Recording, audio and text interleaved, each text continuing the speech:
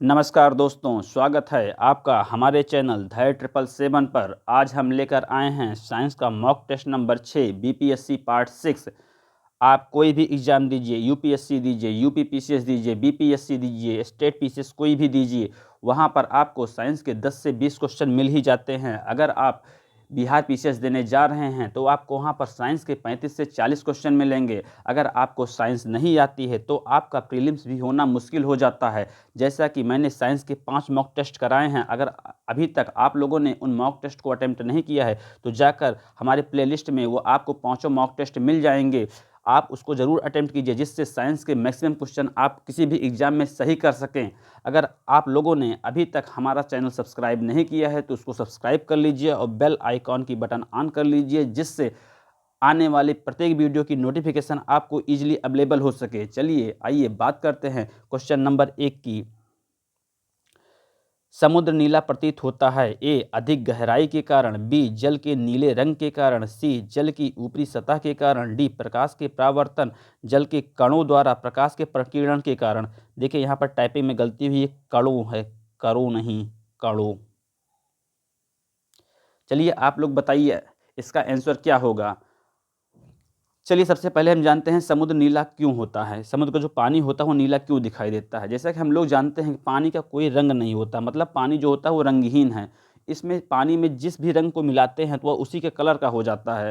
लेकिन सागर का पानी कोई कलर मिलाने की वजह से रंगीन नहीं होता है या नीला नहीं है, या सूर्य से आने वाली किरणों की वजह से नीला दिखाई देता है। दरअसल जो सूर्य की किरणें आती हैं वो सफ़ेद रंग की होती हैं। जो सफ़ेद किरणें होती हैं 7 रंगों से मिलकर बनी होती हैं। ये जो 7 रंग होते हैं बैंगनी होते हैं, जामुनी, नीला, हरा, पीला, नारंगी, लाल। इन रंगों से मिलकर ये 7 सफ़ेद किरणें बनी होती हैं। इन किरणों जब ये किरणें समुद्र पर पड़ती हैं तो सफ़ेद रोशनी में मौजूद 7 रंगों में से लाल, नीला, पीला, हरा रंग समुद्र अवशोषित कर लेता है, क्योंकि इनका वेवलेंथ लंबी होती हैं। जब नीला रंग प्रवर्तित होकर बाहर आता है, क्योंकि नीले रंग की वेवलेंथ छोटी होती हैं, इसी वजह से सागर के पानी का रंग नीला दिखाई पड़ता है। ठीक इसी प्रकार आकाश जो होता है वो नीला दिखाई पड़ता है। इसका क्या कारण है? क्योंकि यही सेम प्रक्रिया वहाँ पर भी होती हैं। जो उसके धूल कण हैं वो परिवर्तित होकर फैल जाते हैं। आइए बात करते हैं नेक्स्ट क्वेश्चन की। तेज हवा वाली रात्रि में ओस नहीं बनती क्योंकि ए वाष्पीकरण की दर तेज हो जाती है, बी हवा में नमी कम होती है, सी तापमान ऊंचा रहता है, डी आकाश साफ नहीं होता है। चलिए आप लोग बताइए इसका आंसर क्या होगा। देखिए जो इसका आंसर होगा वो होगा वाष्पीकरण की दर तेज हो जाती है। देखिए जो ओस होता है वो बादल वाली रात हुई, जिस रात में हवा बहुत तेज चलती है और छायादार स्थानों पर नहीं बनती है। इसीलिए जब तेज हवा चलती है तो वाष्पीकरण की दर तेज होती है, इसीलिए ओस नहीं बनती है। इस हिसाब से जो इसका आंसर होगा विकल्प ए सही होगा। आइए बात करते हैं नेक्स्ट क्वेश्चन की। सूर्य ग्रहण कब होता है? ए चंद्रमा बीच में हो, बी पृथ्वी बीच में हो, सी सूर्य बीच में हो, डी सूर्य चंद्रमा तथा पृथ्वी एक रेखा में हो तथा बृहस्पति उस रेखा में ना हो। चलिए आप लोग बताइए इसका आंसर क्या होगा। देखिए जब सूर्य और पृथ्वी के बीच में चंद्रमा आ जाता है तब सूर्य ग्रहण होता है। इस हिसाब से इसका आंसर जो होगा वो होगा चंद्रमा बीच में हो। आइए बात करते हैं नेक्स्ट क्वेश्चन की। प्रकाश में 7 रंग होते हैं, इन रंगों को अलग करने का क्या तरीका है? ए एक प्रिज्म से रंगों को अलग अलग किया जा सकता है, बी फिल्टर से रंगों को अलग अलग किया जा सकता है, सी पौधों से रंगों को अलग अलग किया जा सकता है, डी रंगों को अलग अलग नहीं किया जा सकता है। चलिए आप लोग बताइए इसका आंसर क्या होगा। देखिए इसका आंसर जो होगा वो एक प्रिज्म से रंगों को अलग अलग किया जा सकता है, ये होगा। आइए जानते हैं प्रिज्म होता क्या है। देखिए प्रिज्म एक सपाट चिकनी सतहों वाला एक पारदर्शी प्रकाशीय अवयव है जो प्रकाश को अपवर्तन करता है। प्रिज्म का जो हम प्रयोग करते हैं उसके जो इंद्रधनुष के रंग के जो प्रकाश के सातों रंग होते हैं उसको तोड़ने के लिए किया जाता है। इस हिसाब से इसका जो आंसर होगा विकल्प ए होगा। आइए बात करते हैं नेक्स्ट क्वेश्चन की। कमरे को ठंडा किया जा सकता है, ए पानी के बहने से, बी संपीड़ित गैस को छोड़ने से, सी रसोई गैस से, डी ठोस को पिघलाने से। चलिए आप लोग बताइए इसका आंसर क्या होगा। देखिए कमरे को ठंडा किया जा सकता है, वो किया जा सकता है संपीड़ित गैस को छोड़ने से। विकल्प बी इसका आंसर सही होगा। आइए बात करते हैं नेक्स्ट क्वेश्चन की। महासागर में ऊंची जल तरंगें कैसे उत्पन्न होती हैं? ए भूकंप से, बी तारों से, सी सूर्य से, डी चंद्रमा से। चलिए आप लोग बताइए इसका आंसर क्या होगा। सबसे पहले हम जानते हैं तरंगे होती क्या हैं।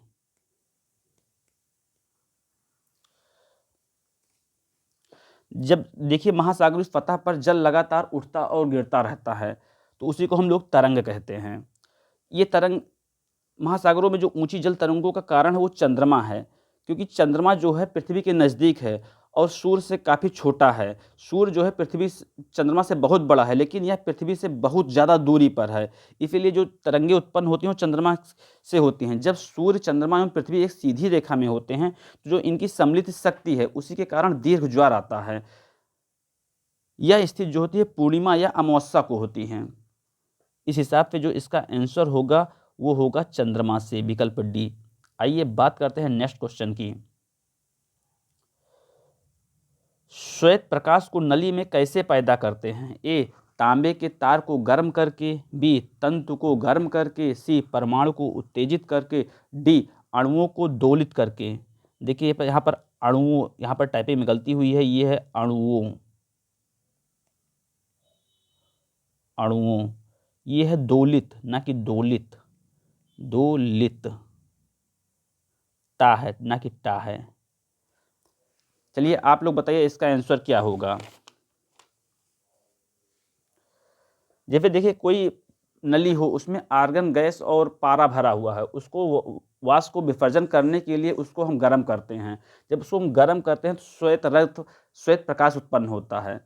तो यहाँ पर पूछ रहा है श्वेत प्रकाश को नली में कैसे पैदा करते हैं, तो सीधी बात है तंतु को जब हम गर्म करेंगे तभी श्वेत प्रकाश पैदा होगा।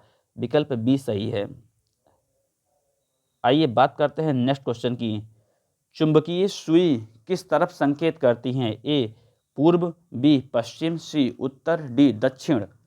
चलिए बताइए इसका आंसर क्या होगा। इसका जो चुंबकीय सुई होती है वो नॉर्थ और साउथ दो तरफ वो करती है, लेकिन जो संकेत करती है वो हमेशा नॉर्थ की तरफ करती है। इस हिसाब से इसका आंसर सी होगा। आइए बात करते हैं नेक्स्ट क्वेश्चन की। लोलक की कालावधि ए द्रव्यमान के ऊपर निर्भर करती है, बी लंबाई के ऊपर निर्भर करती है, सी समय के ऊपर निर्भर करती है, डी तापमान के ऊपर निर्भर करती है। चलिए आप लोग बताइए इसका आंसर क्या होगा।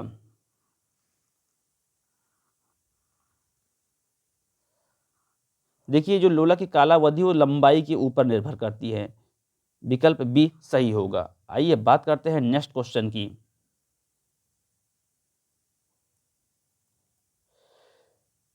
निम्नलिखित कथनों पर विचार कीजिए। यदि फ्रीजर पर बर्फ इकट्ठी होती है तो रेफ्रिजरेटर में शीतलन बुरी तरह प्रभावित हो जाता है। कारण आर बर्फ एक दुर्बल चालक है। सही उत्तर का चयन नीचे दिए गए कूट की सहायता से कीजिए। ए दोनों, दोनों ए और आर सही हैं तथा ए का सही स्पष्टीकरण आर है। दोनों ए और आर सही है परंतु ए का सही स्पष्टीकरण आर नहीं है। सी ए सही है परंतु आर गलत है। डी ए गलत है परंतु आर सही है। चलिए आप लोग बताइए इसका आंसर क्या होगा। देखिए सबसे पहले हम जानते हैं रेफ्रिजरेटर के बारे में। जो रेफ्रिजरेटर होता है, जो उसमें जो फ्रिज होती है उसमें जो ऊपर वाला भाग होता है वो फ्रीजर के रूप में और बनाया जाता है। इसका कारण यह है कि फ्रिज में निचले भाग की जो गर्म वायु ऊपर की ओर उठती है तो फ्रीजर से टकराकर ठंडी हो जाती है तथा फ्रीजर में उपस्थित ठंडी वायु से अधिक घनत्व के कारण नीचे की ओर गति करती है, जो पूरे फ्रिज को ठंडा कर देती है। लेकिन यदि ये फ्रीजर पर बर्फ जमी होती है तो रेफ्रिजरेटर में संवहन की प्रक्रिया प्रभावित होती है, क्योंकि यह बर्फ ऊष्मा का कुचालक होता है। तो यहाँ पर पूछ रहा है कि इस कौन सा आंसर सही होगा। देखिए यहाँ पर यदि फ्रीजर पर बर्फ इकट्ठा होती है तो रेफ्रिजरेटर में शीतलन बुरी तरह प्रभावित होता है, एकदम सही है। बर्फ एक दुर्बल चालक है, जैसा कि हमें आप लोगों को बताया, जो बर्फ होता है उष्मा का कुचालक होता है। क्या होता है? कुचालक होता है। एकदम ये भी सही है। तो यहाँ पर पूछ रहा है क्या होगा इसका आंसर। देखिए इसका जो आंसर होगा, ए और आर दोनों सही हैं तथा आर का सही स्पष्टीकरण आर है। आइए बात करते हैं नेक्स्ट क्वेश्चन की। किसी प्रेशर कुकर में जिस तापमान पर खाद्य पकाए जाते हैं वह मुख्यतः निम्न में से किन पर निर्भर करता है? ए, ढक्कन में स्थित छिद्र का क्षेत्रफल, 2, ज्वाला का तापमान, 3, ढक्कन का भार। नीचे दिए गए कोड का प्रयोग कर सही उत्तर चुनिए। ए, केवल 1 और 2, बी, केवल 2 और 3, सी, केवल 1 और 3, डी, 1, 2 और 3। चलिए बताइए इसका आंसर क्या होगा? किसी प्रेशर कुकर में जिस खाद्य पर पकाए जाते हैं वह मुख्यतः निम्नलिखित में से किस पर निर्भर करता है? चलिए आप लोग बताइए इसका आंसर क्या होगा? देखिए जो प्रेशर कुकर होता है उसमें खाना इसलिए जल्दी पक जाता है क्योंकि अत्यधिक दाब पर क्वथनांक बढ़ जाता है और ज़्यादा ऊष्मा देने पर ही क्वथनांक संभव हो पाता है। वस्तुतः जो ढक्कन में छिद्र होता है उसका क्षेत्रफल कम होने पर दाब अधिक होगा तो ज्वाला का तापमान एवं ढक्कन का भार अधिक होने पर क्वथनांक बढ़ेगा। जो अधिक दाब होने पर खाना जल्दी पकेगा। तो इसका आंसर जो होगा वो ढक्कन में छिद्र का क्षेत्रफल बिल्कुल सही है। ज्वाला का तापमान भी बढ़ेगा, बिल्कुल बिल्कुल ये भी सही है। ढक्कन का भार भी बढ़ेगा। इस हिसाब से जो इसका आंसर होगा 1, 2 और 3 तीनों सही है। आइए बात करते हैं नेक्स्ट क्वेश्चन की। प्रेशर कुकर में भोजन कम समय में तैयार हो जाता है क्योंकि जैसा कि मैंने आपको अभी बताया है कि जल का क्वथनांक बढ़ जाता है, बी, जल का क्वथनांक घट जाता है, सी, भोजन कम ऊष्मा लेता है, डी, उपयुक्त में से कोई नहीं। देखो जैसे मैंने अभी आप लोगों को बताया है प्रेशर कुकर में जब हम लोग खाना बनाते हैं तो उस समय क्या होता है, खाना बनाने से दाब जो होता है अधिक हो जाता है और अधिक दाब के कारण जो जल का क्वथनांक होता है वो बढ़ जाता है जिसके कारण पानी अधिक ताप पर उबलता है और खाना जल्दी पकता है। तो क्वथनांक क्या होता है वो बढ़ जाता है। इस हिसाब से जो इसका आंसर होगा वो जल का क्वथनांक बढ़ जाता है, विकल्प ए सही होगा। आइए बात करते हैं नेक्स्ट क्वेश्चन की। निम्नलिखित में से कौन सी तरंग प्रति फोटान अधिकतम ऊर्जा ले जाती है? देखिए यहाँ पर टाइपिंग में गलती हुई, फोटन नहीं फोटान है।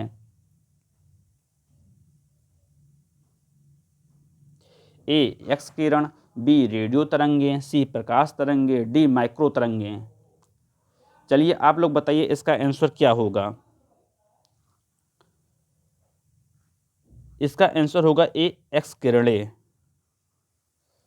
सबसे पहले हम जानते हैं प्रकाश होता क्या है। देखिए प्रकाश जो होता है वो छोटे छोटे कणों से मिलकर बनता है और इन छोटे छोटे कणों को फोटान कहते हैं।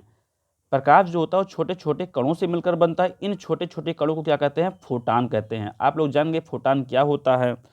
और जो इसकी ऊर्जा होती है उसमें देखिए एक्स किरणों में सबसे ज़्यादा होती है, उसके बाद प्रकाश तरंगों में सबसे ज़्यादा होती है, उसके बाद सूक्ष्म तरंगों में सबसे ज़्यादा होती है, उसके बाद रेडियो तरंगों में सबसे ज़्यादा होती है।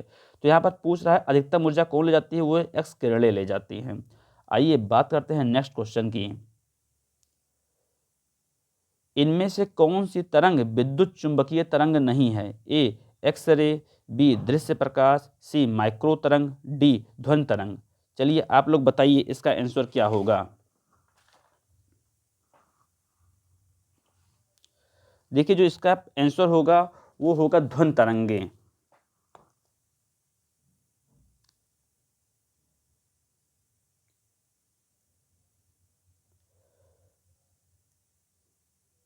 इसमें पूछ रहा है इनमें से कौन सी तरंग विद्युत चुंबकीय तरंग नहीं है, तो इसका जो आंसर होगा वो होगा ध्वनि तरंगे।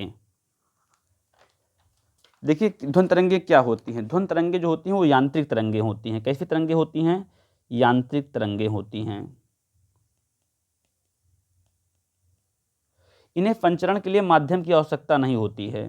जो ध्वनि तरंगे होती हैं इन्हें संचरण के लिए माध्यम की आवश्यकता नहीं होती है। बाकी ये सब विद्युत चुंबकीय तरंग हैं, इनको संचरण के लिए माध्यम की आवश्यकता होती है। आइए बात करते हैं नेक्स्ट क्वेश्चन की।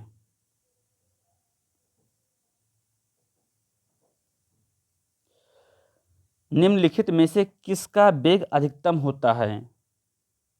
ए, कास्मिक किरण, बी, प्रकाश, सी, इलेक्ट्रॉन, डी, पराधुनिक तरंग।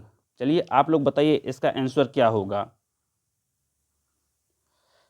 देखिए इसमें जो वेग होता है सबसे अधिक वो प्रकाश का होता है। विकल्प बी सही आंसर है। आइए बात करते हैं नेक्स्ट क्वेश्चन की।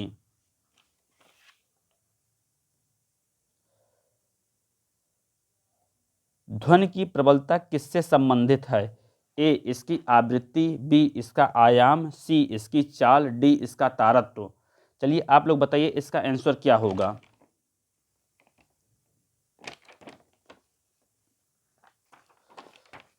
जो इसका आंसर होगा, जो ध्वनि की प्रबलता होती है इसके आयाम से संबंधित होती है। आइए बात करते हैं नेक्स्ट क्वेश्चन की।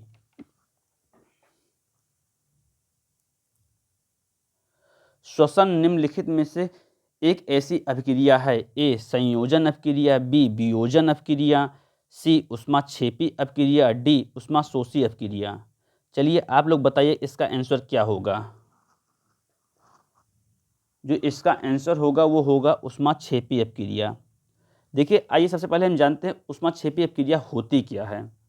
देखिए जिन अभिक्रियाओं के उत्पाद के निर्माण के साथ साथ ऊष्मा भी उत्पन्न होती है उन्हें ऊष्माक्षेपी रासायनिक अभिक्रिया भी कहा जाता है। जी हाँ दोस्तों, जिन अभिक्रियाओं के उत्पाद के निर्माण के साथ साथ ऊष्मा भी उत्पन्न होती है उन्हें ऊष्माक्षेपी रासायनिक अभिक्रिया कहा जाता है। यह श्वसन ऊष्माक्षेपी अभिक्रिया है। जैसे हम लोग जीवित रहने के लिए भोजन करते हैं, भोजन जो होता है हमारे शरीर में कार्बोहाइड्रेट मिलता है, कार्बोहाइड्रेट जो है ग्लूकोज में टूटता है और यह ग्लूकोज शरीर की कोशिकाओं में उपस्थित ऑक्सीजन के साथ मिलकर शरीर को ऊर्जा प्रदान करता है। इसी अभिक्रिया को जो है ऊष्माक्षेपी अभिक्रिया भी कहते हैं। आइए जानते हैं ऊष्माशोषी अभिक्रिया क्या है। जिन अभिक्रियाओं में ऊष्मा का अवशोषण होता है उन्हें ऊष्माशोषी अभिक्रियाएं कहते हैं। आइए बात करते हैं नेक्स्ट क्वेश्चन की। मानव शरीर का तापक्रम ए जाड़ों में घट जाता है, बी गर्मियों में बढ़ जाता है, सी ना ही जाड़ों में घटता है और ना ही गर्मियों में बढ़ता है, डी जाड़ों में बढ़ जाता है। चलिए आप लोग बताइए इसका आंसर क्या होगा। देखिए जो मानव शरीर का जो तापक्रम होता है, बॉडी का टेम्परेचर होता है, वो हाइपोथैलेमस कंट्रोल करता है। ये जो हाइपोथैलेमस होता है जो बॉडी के टेम्परेचर को 36 अंश सेंटीग्रेड से 35 अंश सेंटीग्रेड तक बनाकर रखता है। 36 अंश सेंटीग्रेड से 37 अंश सेंटीग्रेड तक बनाकर रखता है। इसीलिए जो मानव का तापक्रम होता है ना जाड़ों में घटता है और ना ही गर्मियों में बढ़ता है। विकल्प सी सही आंसर होगा। आइए बात करते हैं नेक्स्ट क्वेश्चन की। निम्नलिखित में से किस जीव का रक्त सफेद होता है। ए छिपकली, बी तिलचट्टा, सी घरेलू खटमल, डी मच्छर। देखिए हम लोगों का जो ब्लड होता है वो लाल होता है। मैक्सिमम जो जीव जंतु होते हैं उनका ब्लड लाल होता है, लेकिन तिलचट्टा ही एक ऐसा जीव है जिसका रक्त सफेद होता है। जो इसका सफेद रंग होता है वो क्यों होता है? क्योंकि जो इसके ब्लड में हीमोग्लोबिन की कमी होती है। हीमोग्लोबिन की कमी की वजह से इसका रंग सफेद होता है। वजह से। आइए बात करते हैं नेक्स्ट क्वेश्चन की। निम्नलिखित में से किस कोशिका अंग से लाइसोसोम बनता है? चलिए आप लोग दोस्त बताइए लाइसोसोम किस कोशिका अंग से बनता है? लाइसोसोम ए केंद्रक से, बी गोल्जी बॉडी से, या गोल्जी काय या गोल्जी बॉडी भी इसे कहते हैं, गोल्जी बॉडी, सी माइटोकॉन्ड्रिया, डी एंडोप्लाज्मिक रेटिकुलम। देखिए सबसे पहले लाइसोसोम होता क्या है। जो लाइसोसोम होता है वो किसी भी जंतु शरीर में प्रचुर मात्रा में पाए जाते हैं। इनका निर्माण जो होता है वो गोल्जी बॉडी द्वारा होता है।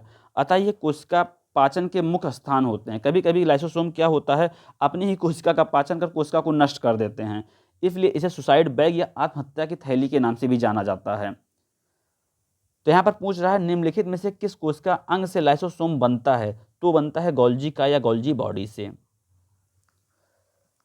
आप लोग कमेंट जरूर करिएगा कि आप लोगों ने कितना आंसर सही किए और सावधानीपूर्वक प्रत्येक क्वेश्चन को अटेम्प्ट करिएगा। अगर एक बार समझ में ना आए तो वीडियो को बार बार देखिएगा, पॉज करके रोक करके क्वेश्चन को अच्छे से पढ़िएगा, उसके बाद क्वेश्चन अटेम्प्ट करिएगा।